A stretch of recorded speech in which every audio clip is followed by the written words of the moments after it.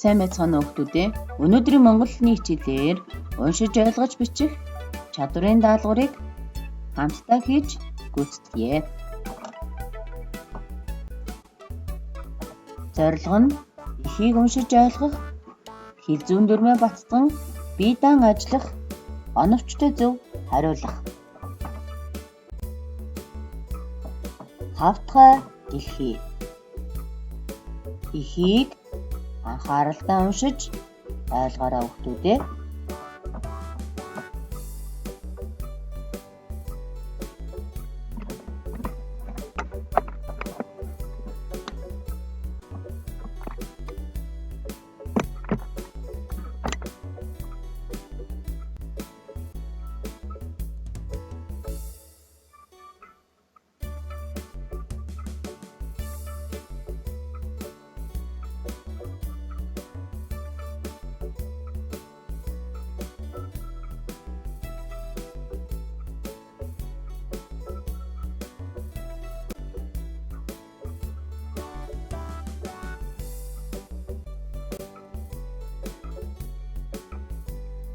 За хүүхдүүдээ бүгдээрээ сонгох даалгаврыг хамтдаа хийж гүйцэтгэе.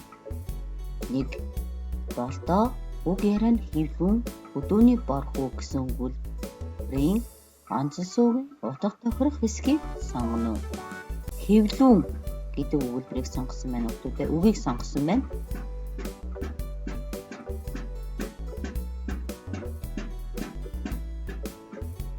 Хэвлүүн гэдэг үгт тохирох хэсгийг сонгоно. Аад нь чанга дуутай хүүхэд, Б'д нь онгироо хүүхэд, C'д нь том хүний байдалтай, Д'д нь том хүний явдалтай. За аль хэлбэр нь хүүхдүүдээ? С хэлбэр том хүний байдалтай. Хэвлүүн гэдэг үгэнд бол том хүний байдалтай гэсэн үг байна. За 2 нь эхээс болдоогийн хийсэн үглийн зөв дарааллыг сонгоно.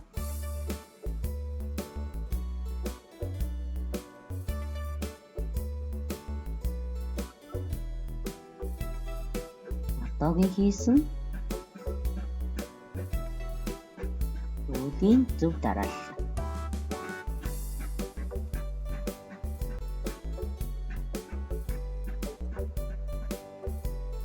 Болдоогийн хийсэн үглийн зөв дараалал нь зөвлөсөн, сайрхсан, маргалдсан, ухаарсан. Үе хэлбэр байна. 3 нь болдоогийн зан чанарыг илтгэсэн шинжийг батаарай.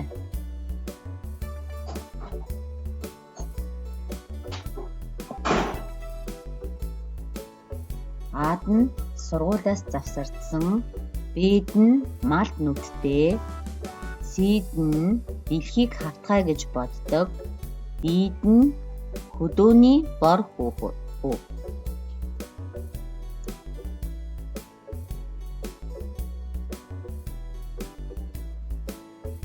Хөдөөний бор хүү.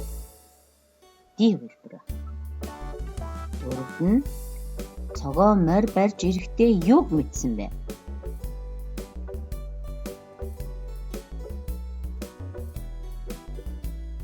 Аад нь малыг зүс эм тамгаар нь ялгаж танихыг мэдсэн. Б'д нь малыг эм тамгаар нь ялгаж танихыг мэдсэн. C'д нь малыг зүсээр нь ялгаж танихыг мэдсэн. Д'д нь морь барихад хөвгтөө явдал болдгийг мэдсэн.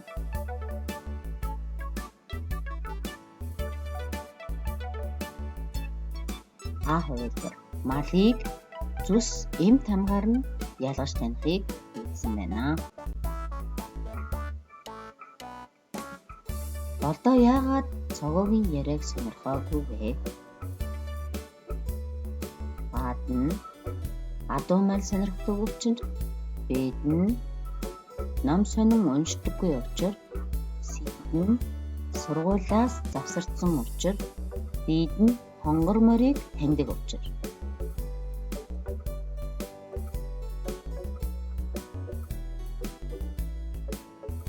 Адуу мал сонирхдаг учраас гээд А хэлбэр байна. 6 нь Эмийн хэдэн яотон өрөмтөө 5 дээд нэмээд тэр хоёрыг дайлан хуйчлав гэсэн өгүүлбэрийг тодруулсан үгс нь ямар шинжийг төрсөлсөн бэ? Хаад нь гадаад төрх байдал, бэд нь шинж чанар, сид нь үйл хөдлөл, дид нь тоош ирэхэд. Нэмээд дайлан хуйчлав гэдэг үгс маань үйл хөдлөлийг заасан байх нь. Толгойд нь дараах хэлцийг ойролцоотойгоо харгалзуулаарай. Нүдэндээ галтай, нүүрэндээ цогтой, магнай тэнэг, ухаан зарах, гар сунгах хэлц үгийг ойролцоотойгоо холбоно. Нүдэндээ галтай, нүүрэндээ цогтой гэдэг маань сэргэлэн цаваа. Магнай тэнэг баярлах. Ухаан зарах сайтар бодох. Гар сунгах туслах.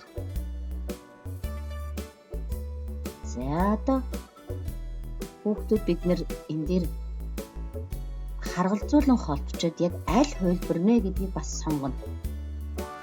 За А-гийн 4 гэдгээ эхлээд харна. А-гийн 4. Тэгвэл А-гийн 4 гэдэг нь D хувилбар. D хувилбар.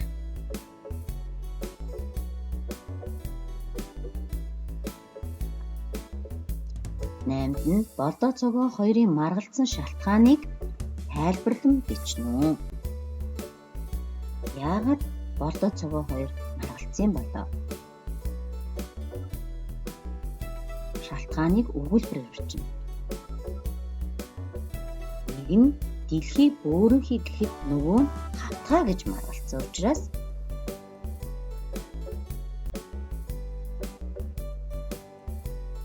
наймд нь цогоо дэлхий бөөрөнхий гэдгийг батлан хийсэн 3 санааг тооч бичээрэй.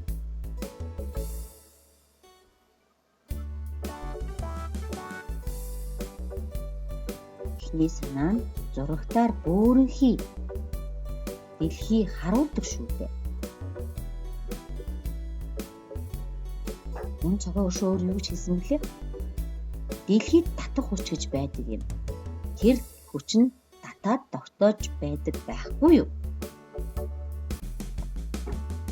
Дэлхий дандаа эргэж байдаг гэсэн санааг бүгдээрээ тооч бичих хэрэгтэй байна. Ард нь адилхан шар өнгөтэй адуу байна гэсэн өгүүлбэрийг тодруулсан үгийн салаа тухтаагүй болж өгүүлбэр тохино. Салаа тухтааг нь шарга, хонгор шарга. Хүүхдүүд та бүхэн өгүүлбэрээ бичгээ мартуузай. 11. Дараах өгүүлбэрийг орон байр, цаг хугацаа заасан үгээр дэлгэрүүлэн бичнэ. Цогоо хүлээж зогсов. Цогоо гэрийн гадаа хүлээж зогсов. Одоо орон байр, цаг хугацаа заасан өгүүлбэрээр дэлгэрүүлэн бичээрэй хүүхдүүдээ. 12-д нь болдоогийн найр хүрэхгүй орондоо тийчлэнэ. Би ийм том байж дэлхий бөөрөнхий гэдгийг мэдэхгүй. Хөдөө зурагт ойлгохтой гарахгүй. Гойч ном олдохгүй. Тэгээд дэлхий бөөрөнхий юм бол дээр нь бид яаж тогтдог юм болоо? Нэмээ бас дэлхий бөөрөнхий гэж мэдчихсэн байдаг. Гондмоор юм. Нээрээ зааны нуруунд дээр тогтдог дэлхий гэж яаж байх вэ? Хэмээн бодсоор хэсгээс болдоогийн зан чанарыг дүгнэн 30-аас 35 үгтэй өгүүлбэр бичнэ хүүхдүүдээ. Бичих чадварын даалгавар. Хүүхдүүд та бүхэн найзуудтай хамгийн сүүлд уншсан зохиолоо танилцуулж 120-оос 150 үгэнд багтаан бичнэ. Бичихдээ эхлэл хэсэгт уг зохиолын хэн зохиосон ямар нэртэй болох талаар, гол хэсэг зохиол юуны тухай өгүүлсэн байна вэ? Баатар яагаад сонирхолтой явдал гардаг талаар бичнэ. Төгсгөл хэсэг зохиолыг уншаад юу гэж дүгнсэн бэ гэдэг талаар бичнэ. Мөн үгийг олон давтахгүй байх, алдаагүй, цэвэр гаргацтай бичээрэй хүүхдүүдээ. Гэрийн даалгаварт найзуудтай хамгийн сүүлд уншсан зохиолоо дахин сайжруулна. Бичээд илгээгээрэй.